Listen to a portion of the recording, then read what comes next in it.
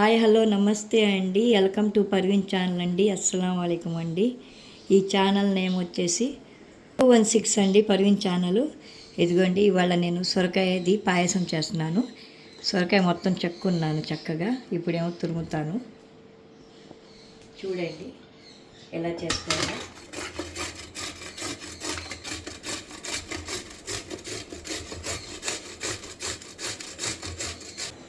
ఇదిగోండి వాటర్ పోసానండి. ఇందులో తురుముకి సొరకాయ తురుము, పంచదార ఎంత పడితే అంత పంచదార వేసుకోవాలండి. ఇది వేసానండి. ఇప్పుడు తురిమి చూడండి, ఆ తురిమింది వేస్తాను అందులో. సొరకాయ తురుము అండి అది. సొరకాయ తురుము పాయసం వల్ల బాగుంటుందండి, చూపిస్తానండి. ఇప్పుడు ఇలా చూసారు కదండి మీరు ఏమేమి వేయాలో. పంచదార, సొరకాయ తురిమిని వేసి బాగా ఉడకాలండి కుక్కర్లో. ఒక 5 విజిల్ వచ్చాక ఆఫ్ చేసేయాలి.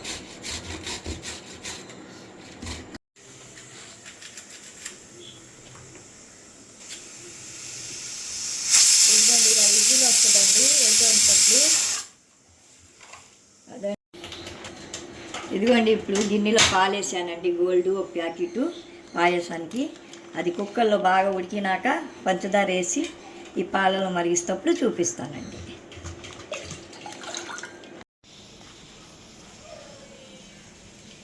ఇదిగోండి,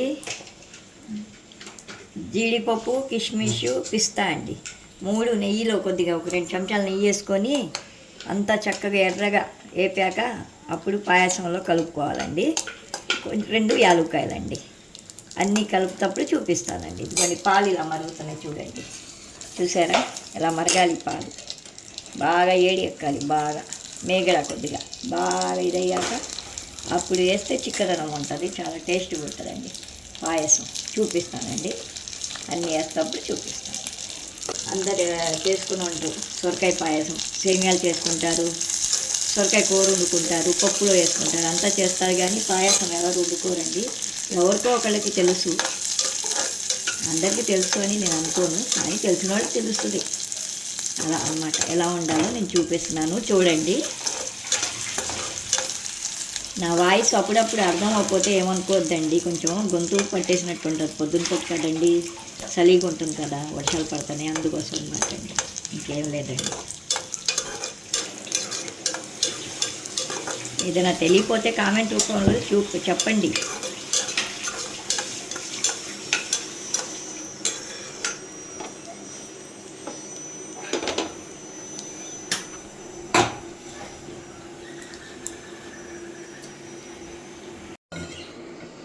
ఇలా చూసారండి ఎంత చక్కగా ఉడికిపోయింది చూడండి. ఇది పాలలో వేసి బాగా మరుగుతప్పుడు చక్కగా ఇవన్నీ వేసేసి పెడితే ఒక 10 నిమిషాలు పెడితే చాలు.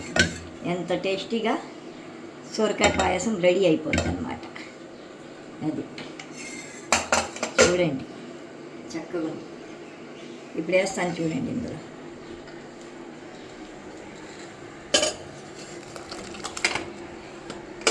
ఇలాగా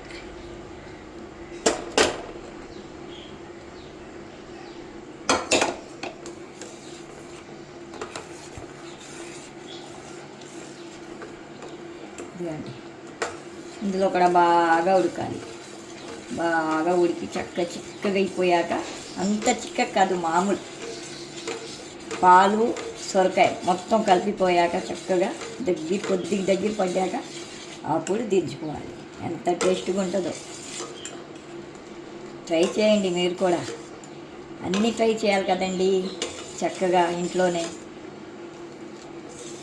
నేను ఏదైనా నా చేతులతో ఇంట్లోనే చేసుకుంటానండి, నేను బయటికి తెప్పించానండి.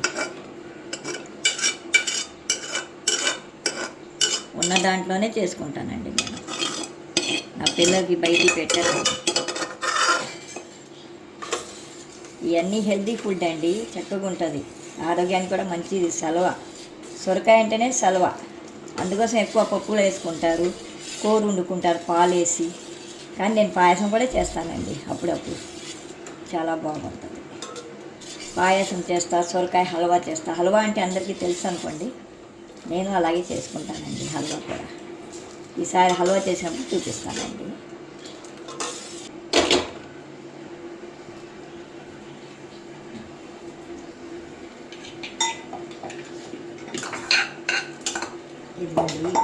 వేస్తున్నాను. జీడిపప్పు, కిస్మిస్, పిస్తా, బాదం వేయను, వేసుకోవచ్చు కానీ నేను వేయను.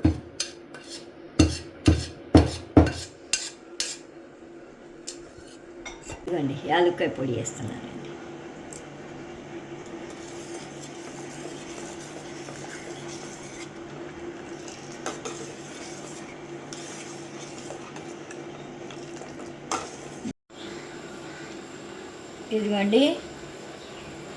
ఇదిగోండి ఇందాక సొరకాయ పాయసం అని చెప్పాను కదండి, మొత్తం చూపించాను కదా ఎలా వేయాలో, ఏమేమి వేయాలో, ఎలా చేసుకోవాలో. ఇదిగోండి ఇలా బాగా ఉడుకుతుంది చూడండి. అది సెగలు వస్తున్నాయి చూడండి చక్కగా. ఇలా దగ్గర పడ్డాక అప్పుడు పొయ్యి ఆరిపేయాలండి. పొయ్యి కట్టేసి దించేయాలి. ఫ్రిడ్జ్లో అయినా పెట్టుకోవాలి, చక్కగా ఉంటుంది. మామూలైనా పెట్టుకుని తినొచ్చు. 2-3 రోజులు ఉంటుంది చక్కగా. పాలతో కదండి చేసింది.